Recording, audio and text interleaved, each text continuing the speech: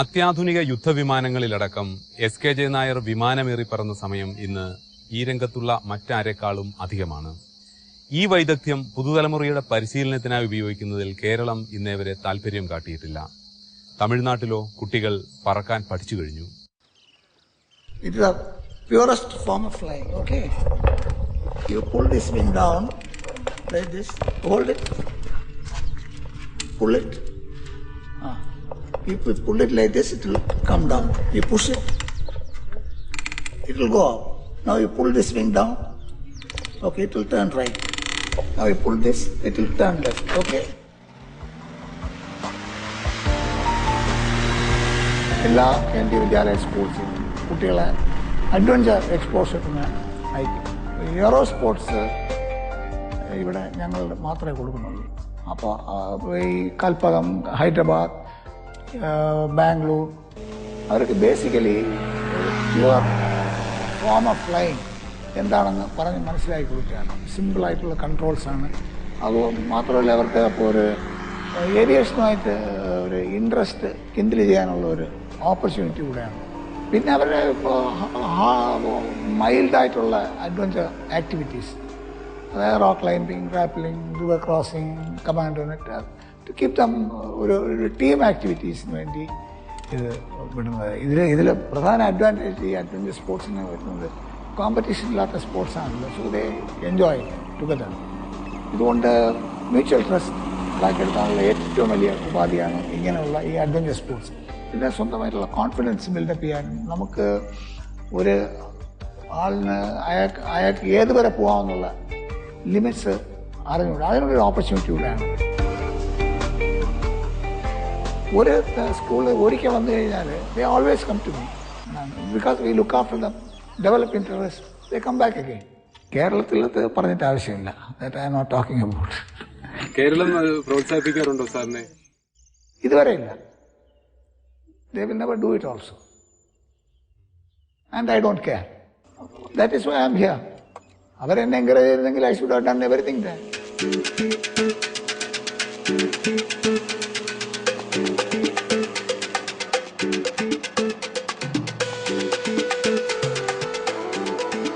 പിന്നെ അല്ലാതെ പഠിക്കാനും പറക്കാനും ഇഷ്ടമുള്ള ഒരുപാട് ആൾക്കാർ നമ്മളെ കോൺടാക്ട് ചെയ്യാറുണ്ട്. Depending upon their availability of time. കൂടുതലും എംപ്ലോയിഡ് ആയിട്ടുള്ളവരാണ്, ഡോക്ടേഴ്സ്, എൻജിനീയേഴ്സ്, പിന്നെ അങ്ങനെയുള്ളവരാണ്. അപ്പോൾ അവർക്ക് ഒരു ബ്രേക്ക് ടൈം കിട്ടുമ്പോൾ ആ സമയത്ത് വന്ന് പഠിക്കുക. അതായത് 12 മണിക്കൂർ 14 മണിക്കൂർ ഡ്യുവൽ ഇൻസ്ട്രക്ഷൻ എൻ്റെ കൂടെ പറന്നു കഴിഞ്ഞാൽ then they will be able to fly on their own. അങ്ങനെയുള്ള ഒരാളുണ്ട്. പക്ഷെ മലയാളികളാരും വന്നിട്ടില്ല. I know him for the past 20 years and I know he is involved in these adventure activities and especially aero adventure, and he has been flying these strikes and ultralight airplanes, and he is giving training also. I had been with him for 12 days. He is a man with real guts and at this age he is sustaining his activities, and he flies these strikes and everything and a weight shift control, and he is an adventurous man.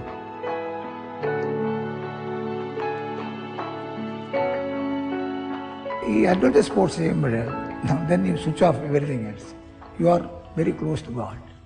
അത് ഒരു സന്യാസിക്കും ഒരു ഗുരുവിനും കൊടുക്കാനോ വാങ്ങിക്കാനോ പറ്റാത്ത സംഭവമാണ്. Because totally switching off from the entire worldly affair and you are with God. The time you start moving, getting airborne, you are with him, not with anybody else. ആ ഒരു ഓപ്പർച്യൂണിറ്റിയോ അനുഭൂതിയോ you never get from anything else.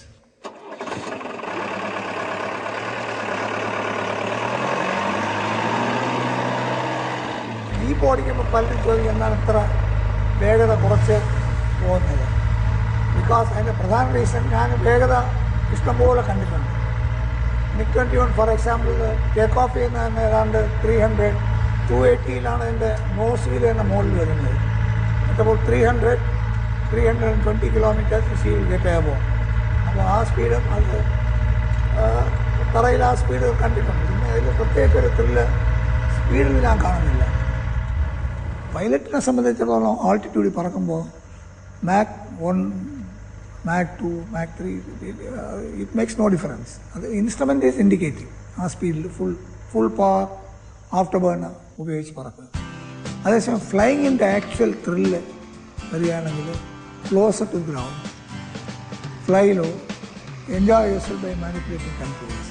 അതാണ് എൻ്റെ thrill. Because I have seen both the side. നമ്മൾ high speed ഞാൻ helicopter 300 മണിക്കൂർ പറഞ്ഞിട്ടുണ്ട്. I have seen that also. അപ്പോൾ ആക്ച്വലായിട്ടുള്ള ഒരു ത്രില്ലിങ് ഫ്ലൈയിങ് എന്ന് പറഞ്ഞാൽ എല്ലാം കണ്ട് കാണുന്ന പക്ഷി പറക്കുന്ന പോലെ പറക്കുന്ന അത് ദാറ്റ് ഈസ് ഫ്ലൈയിങ്.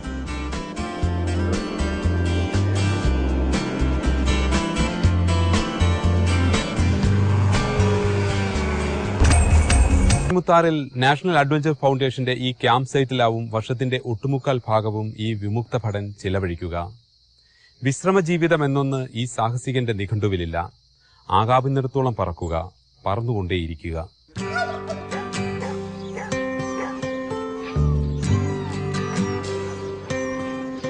ജീവിതത്തിൽ എപ്പോഴും ഒരു അൺസർട്ടനിറ്റി എപ്പോഴും ഉണ്ട്. അത് that we are accepting that fact and flying. But I know that nothing will happen. അതെനിക്കറിയാം, അതിലൊന്നും സംഭവിക്കാൻ പോകുന്നില്ല. Because engine is all right, air frame is all right, controls are okay. എന്നാലും സംഭവിക്കാനുള്ള അഥവാ എൻജിൻ പോലെ I can land anywhere, I can put aeroplane down. Accidents ഉണ്ടാവാം. അതിപ്പോൾ നടന്നു പോയാലും സൈക്കിളിൽ പോയാലും നമ്മൾ ഗേറ്റ് തുറന്ന് പറക്കുമ്പോൾ ഹൈ സ്പീഡ് വരുന്ന ഒരു ഓട്ടോ ഇടിച്ചിട്ടാൽ യു ആർ ദെയർ, ഫിനിഷ്ഡ്.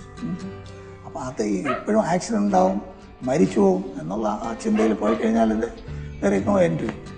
പിന്നെ ജീവിതം ഒരു ഇഞ്ച് മുന്നോട്ട് പോകില്ല.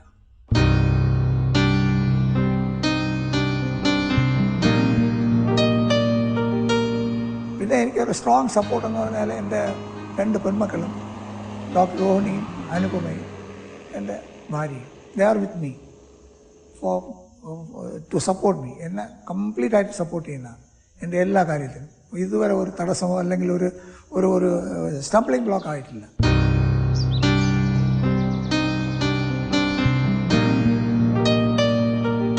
അമ്മ ശരിക്കും പറഞ്ഞാൽ ഭയങ്കര ഒരു സൈലൻ്റ് ആയിട്ടുള്ള ഒരാളാണെങ്കിലും ഭയങ്കര സപ്പോർട്ടാണ് നമുക്ക്. അമ്മ ഒരു ഭയങ്കര സ്ട്രെങ്ത്താണ്. എന്താ വെച്ചാൽ ഇങ്ങനെ ഒരാൾ വീട്ടിലുള്ളതുകൊണ്ടാണ് നമുക്ക് ഒരു ടെൻഷൻ ഇല്ലാതെ പോകാൻ പറ്റുന്നത്. ഇപ്പം ഞാൻ തന്നെ ഫ്ലൈങ്ങിന് പോകുമ്പോൾ എനിക്ക് അറിഞ്ഞൂടാ, ചിലപ്പോൾ അമ്മയ്ക്ക് അച്ഛൻ പോകുന്നതിനേക്കാളും പേടിയായിരിക്കും ചിലപ്പോൾ ഞാൻ പോകുന്നതിൽ.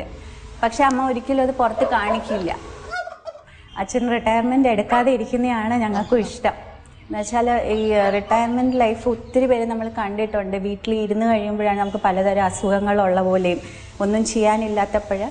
അപ്പോൾ ഏത് സമയം ഇങ്ങനെ എൻഗേജ്ഡ് ആയിട്ട് ഇരിക്കുമ്പോൾ ആ ഒരു ടൈം കിട്ടുന്നില്ല വേറെ ഒന്നും ആലോചിക്കാനോ ഒന്നും. So he's happy what he's doing. പോയി കഴിഞ്ഞാൽ ഇറ്റ് ഈസ് ഗെറ്റിംഗ് റെസ്റ്റ്. അതായത് നമ്മളൊരു വളരെ സ്ട്രോങ് ആയിട്ടുള്ള ഒരു അയൺ പീസ് വെറുതെ ഇട്ടിരുന്നാൽ എന്ത് സംഭവിക്കും? അതിന് തുരുമ്പ് പിടിക്കില്ലേ, റെസ്റ്റഡ് ആവില്ലേ, it becomes useless. We are also same. മനുഷ്യനും അങ്ങനെയാണ്. ഒന്നും ചെയ്യാതിരുന്നു കഴിഞ്ഞാൽ ഈ becomes totally useless. I am healthy and I am fully functional in all aspects. ത്തിന്റെ ഈ ലക്കം ഇവിടെ അവസാനിക്കുന്നു. നിങ്ങളുടെ നിർദ്ദേശങ്ങളും അഭിപ്രായങ്ങളും എഴുതി അറിയിക്കുക. വിലാസം: the producer, Aviramam, Asianet news, housing board junction, Thiruvananthapuram. Email വിലാസം aviraam@asianetnews.in. കൂടുതൽ വിവരങ്ങൾക്കായി ഞങ്ങളുടെ വെബ്സൈറ്റ് സന്ദർശിക്കുക www.asianetnews.tv/aviramam. വിരാമമില്ലാത്ത മറ്റൊരു ജീവിതവുമായി അടുത്തയാഴ്ച വീണ്ടും ഇതേ ദിവസം ഇതേ സമയം ഏഷ്യാനെറ്റ് ന്യൂസ് ചാനലിൽ.